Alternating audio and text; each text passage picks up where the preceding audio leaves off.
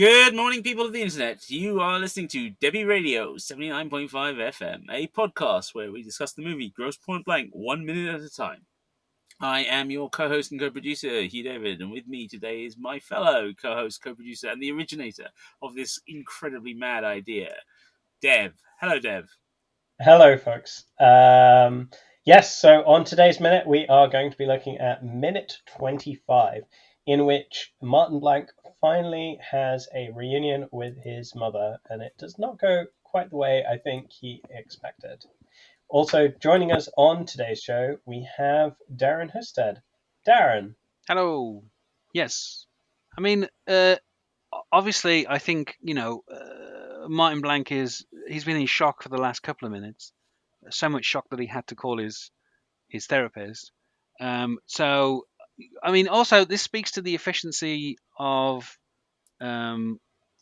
his assistant because, he's like, he says to her, get my mother, like literally, and then we cut to the care home. There's the mother.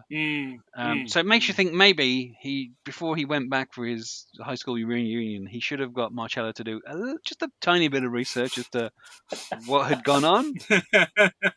But we wouldn't have had the shock and surprise if he'd been a bit more thoroughly researched. Much like we wouldn't have had a lot of slasher films in the 80s if people had been a bit more sensible about planning where they decided to stay. Like, why are you going to a cabin in the middle of nowhere? Obviously, the evil from the trees is going to come and kill you and make you stab each other. So yeah. But I appreciate the kind of smash cut gag of like, find my mother and then straight away. It's not like suddenly 10 scenes later we're at this. Like he's not going to go and do other stuff in between. He's like literally shows up straight away. So I appreciate that efficiency in the script of like straight away from he's asking where she is, then he's there, and that's it. And it's it's one of the things that I like about the film. Like you say, the script had gone through a lot of different changes, and notoriously had gotten very very long and kind of out of control. And they kind of found a bit of the film in the edit. So I like that they just kind of cut to the chase. There's no need to. They don't even go with like an exterior establishing shot. They're like literally inside the care home, and that's they're like you'll get what's going on. There's a bunch of people in wheelchairs and a bunch of old people. Like there's people who look like nurses. We're not going to spell it out for you. Like we're just gonna good point. throw you straight in and just we everyone knows what a care home looks like. Although this looks like a really nice care home, if I'm honest with you. It looks like it feels like even if Mary doesn't know where the money he's sending home is going, at least it's going somewhere that's taking care of. That's a good point. I mean, this looks like an expensive place to live. Like it looks very well staffed. Like it looks like it's a 1-to-1 ratio of like nurses to people. So, or at least like 1-to-3. Like it seems like a very good ratio for the. So yeah. But we get. I mean, it's been a while since I've watched the whole film, and obviously for this, in the tradition of movies by minutes, I only watched the 5 minutes that were sent to me. I didn't rewatch the film because I've seen it enough. But I'm trying to remember: is Barbara Harris in any other scenes after this? Like, is this the only time that he speaks to his mother? This is literally it. Yeah, there is nothing else. Yeah. So, but I mean, I figure we're going to get into it, but obviously this is her final appearance on film, so it's interesting that this one scene is like this is it. This is Barbara Harris's like, I mean, it's not like she died the next day. No. This is not a Father Ted situation.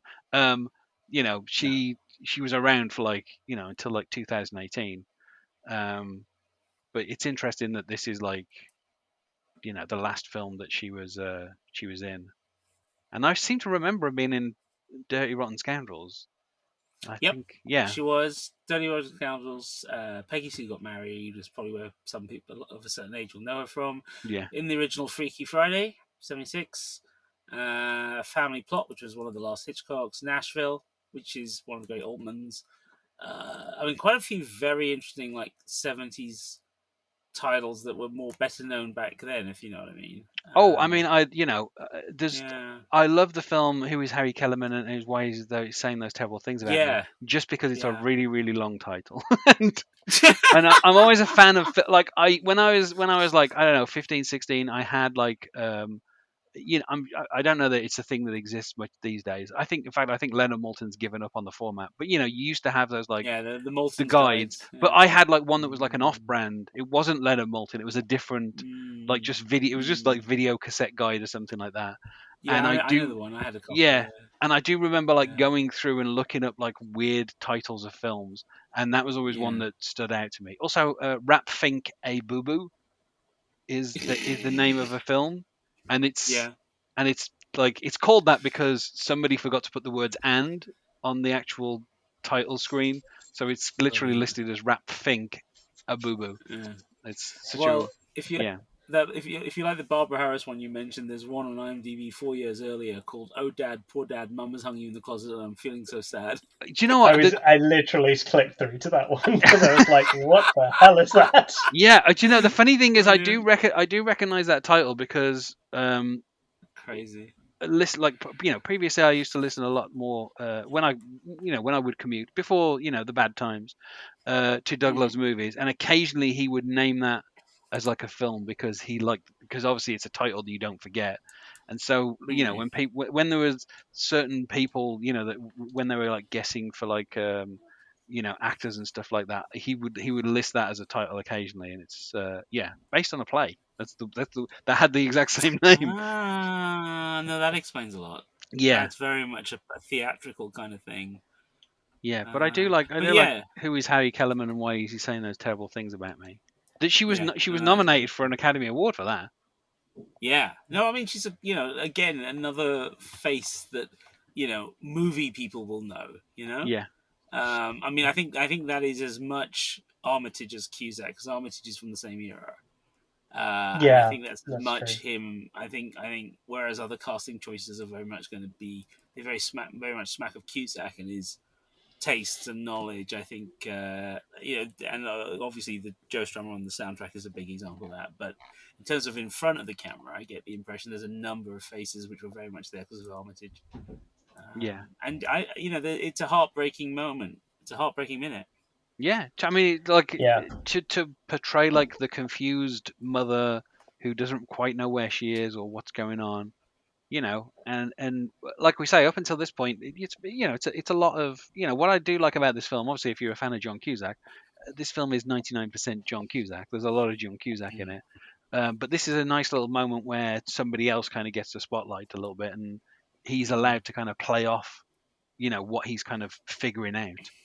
Um, mm. I will say when I was doing the podcast about Clueless, obviously there was talk about Wallace Shawn, and people did mention the Wallace Shawn film "Nice Girls Don't Explode," which also had Barbara Harris in, which is just a great, like, such a Yeah. perfect title for a film because you're like, yeah, nice girls don't explode. Um, Do they?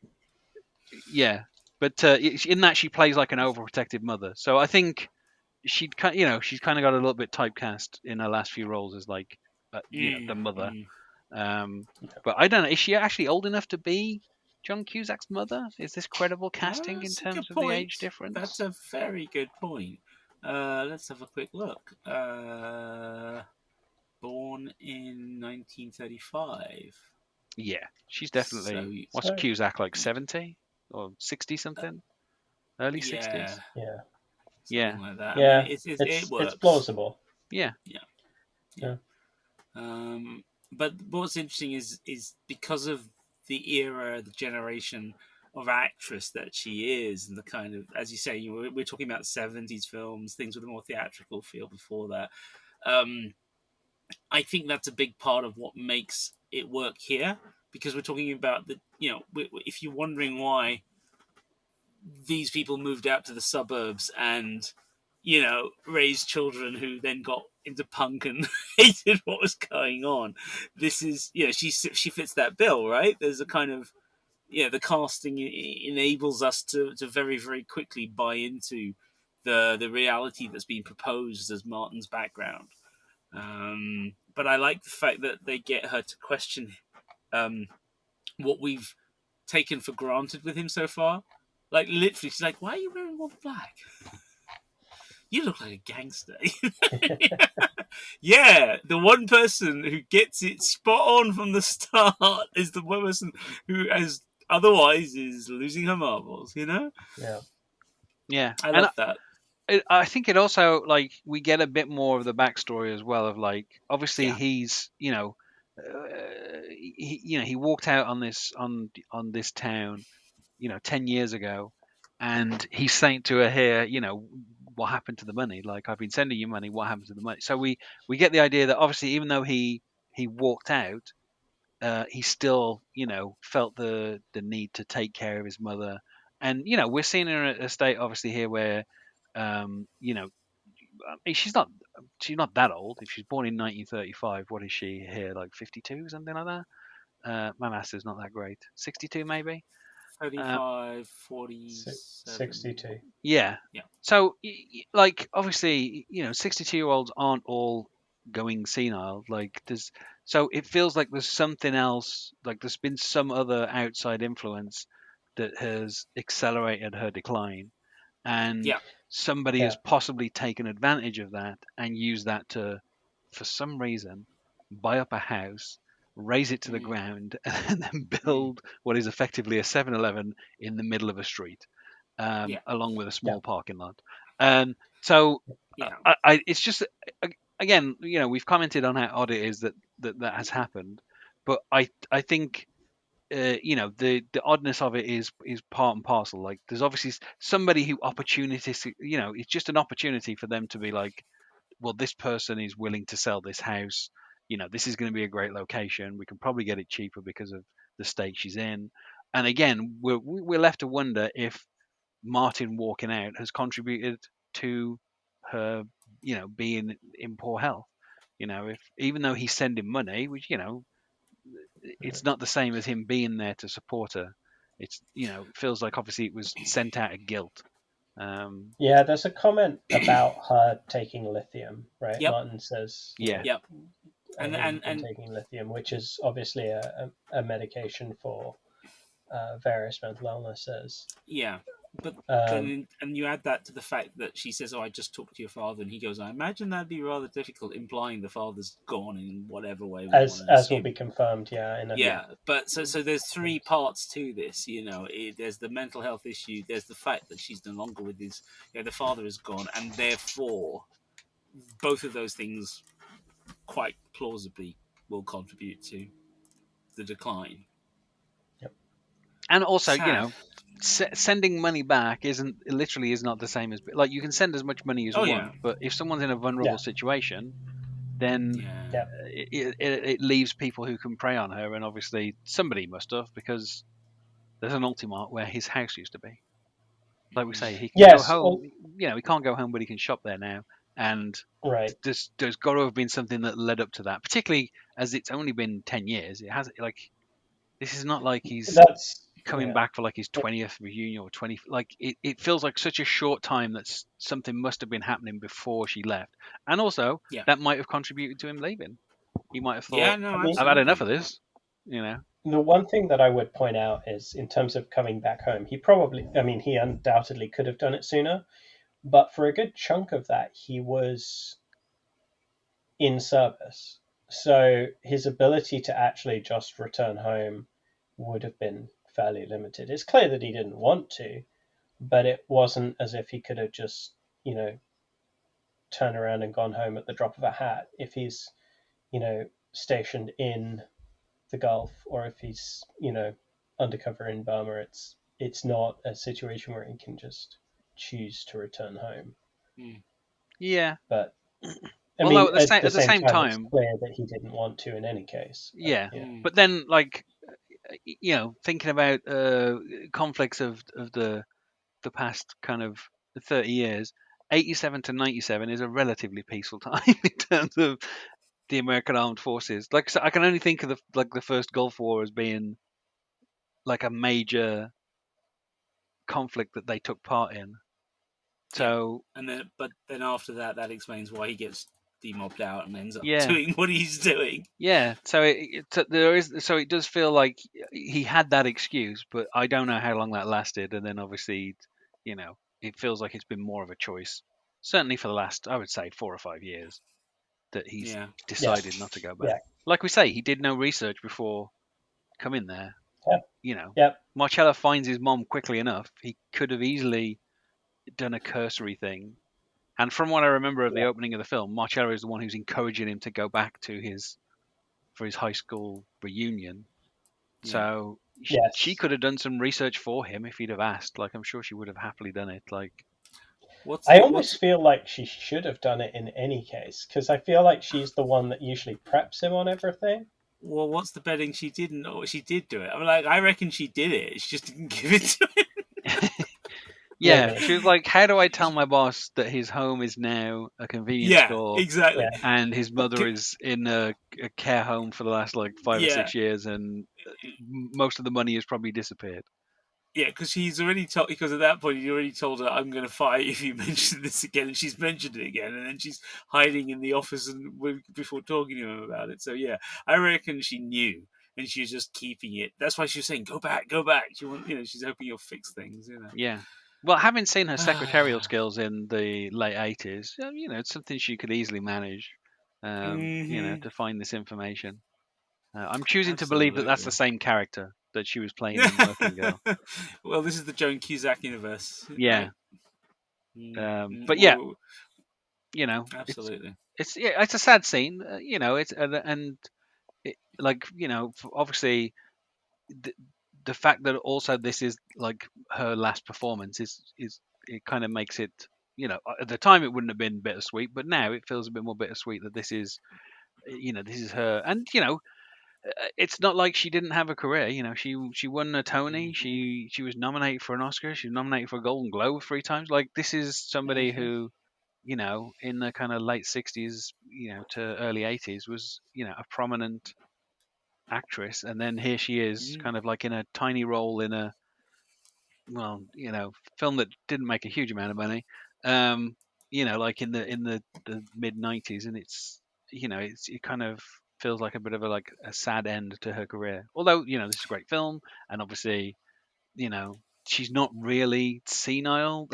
Obviously she's acting, but Yeah. it's one of those things where when you see actors, it like, I don't know if about you guys, but when I see an actor on film and the last film they're in, their character dies, it's as if they've died in that film, and then a year later they die in real life, and you're like, it's weird that they kind of like, the last time you see them is dying on screen. um Mm-hmm. Mm.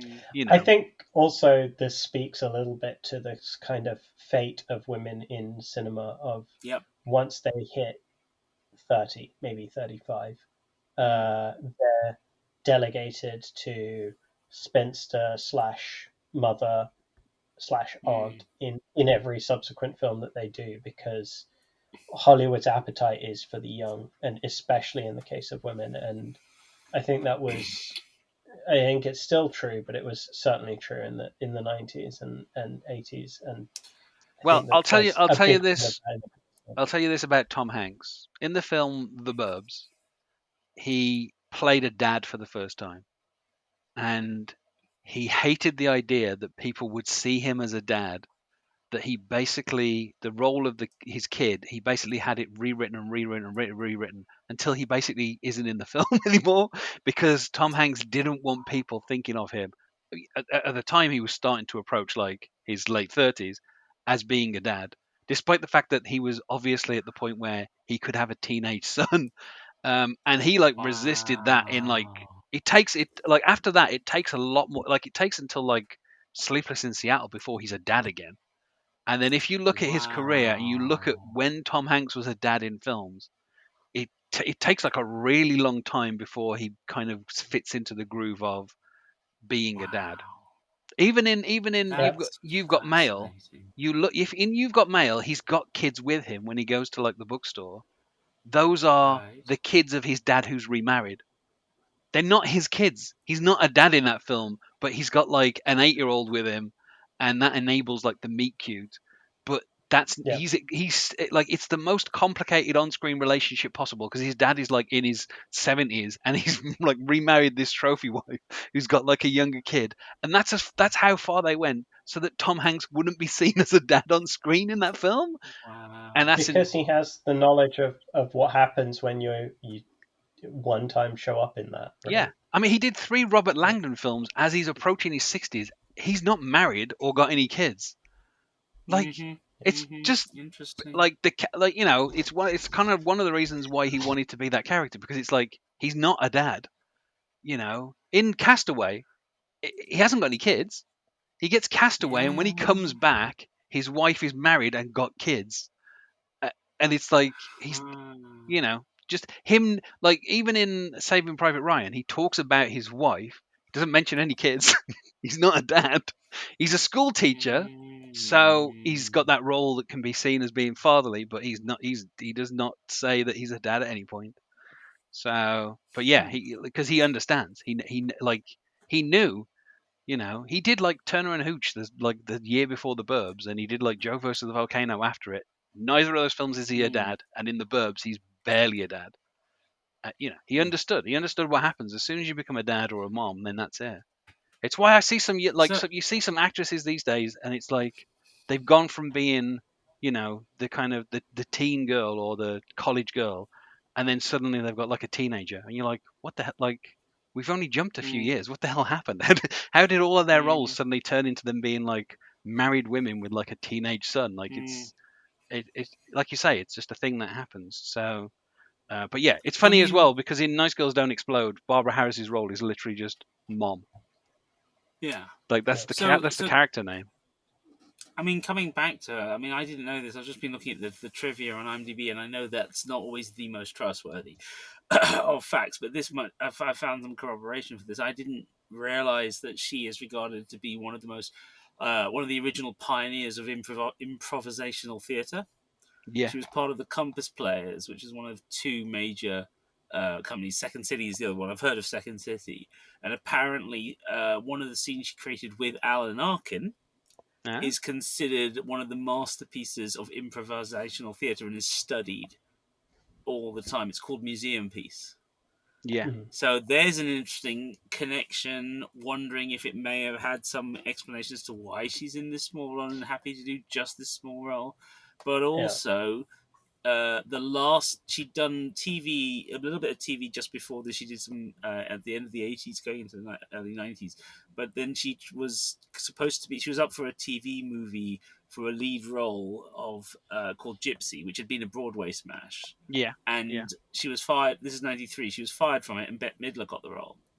yeah. And I'm wondering if the sort of the lack of there's so little TV in her career at that point. I wonder if she was just getting fed up with it all, because like a lot of people in her career, she started it with some TV, and as well as theatre, and then got into the movies. And I feel like she was just getting to that point of kind of like, you know what, I'm getting tired of this, and I can see somebody like Arkin saying, "Oh, I've just read the script. I know exactly who'll be perfect for this role," and her going, "Oh yeah, that's cool.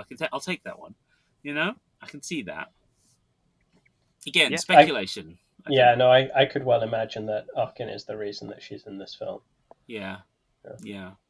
So, but yeah, but also the fact that Armitage said he allowed people to. The improvisation is a big part of this film, as we know from the interviews with Armitage, and that was a big part of it. So I think, again, important to cast literally one of the people who helped invent that, and I imagine that's what gives that scene is so.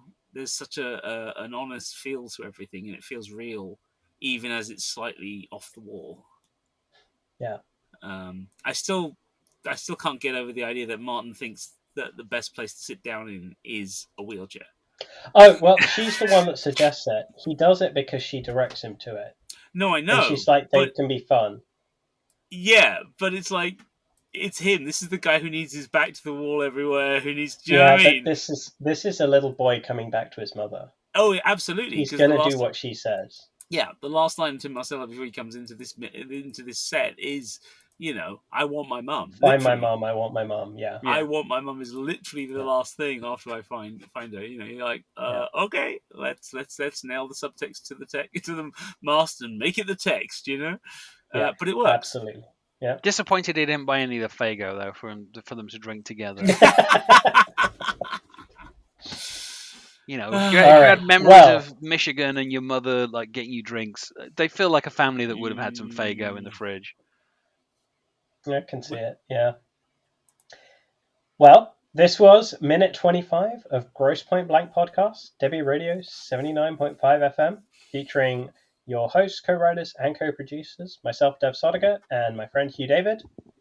And today's guest and all this week with us has been Darren Husted, veteran of many Movie by Minutes podcasts. Darren, if people want to find you online, where do they go? Well, I mean, I've mentioned Tom Hanks because obviously, I'm the authority on Tom Hanks now because I have a podcast that is called T Hanks for the Memories. It came to me while I was watching The Money Pit, and I thought to myself, do you know what? I bet it'd be fun to talk about all of Tom Hanks's films. Something which was correct until I got to the Polar Express and the Da Vinci Code, and then let's say the last kind of 15 episodes have been a bit rougher. So but yeah, there's like a 14 film run where he literally did like banger after banger. So yeah, I mean, if you want to search for T Hanks for the Memories, I see Hugh, you're trying to figure out what that run is, and it starts with A League of Their Own, and it goes all the way Yep. through to, I don't know, 14 films later. I can't remember. It Yeah, finishes no, I abruptly get with it. Polar Express. Let's put it like that. So Yeah. but Well, that's Zemeckis and his CG demands. yeah, the thing is, Bobby Z had, he'd sent him in the right direction. So, and it's weird that like Ron Howard is Yeah. the director that he's worked with the most. It's just such a bizarre. I mean, they started together with Splash, so, but Yeah. yeah. So if you want to hear me talk about Wow. Tom Hanks with various people, apart from the third Robert Langdon film, where I could not find anyone who wanted to be a guest on that, and so I had to do that by myself. That is how bad that film is. Could not find a guest. So yeah. So Wow. search for T Hanks for the Memories, or stick my name into any podcatcher, and you'll be able to find it. But yeah, it's been great talking Fantastic. to you guys this week about this little stretch of Grosse Pointe Blank. Now I'll have to go and rewatch the film, all of it, so I can just remember the entire film rather than just these. Although when I get to these 5 minutes, I'll have memories and I'll be like, oh, I remember talking about these 5 minutes on a podcast. Well, that's all we can ask for.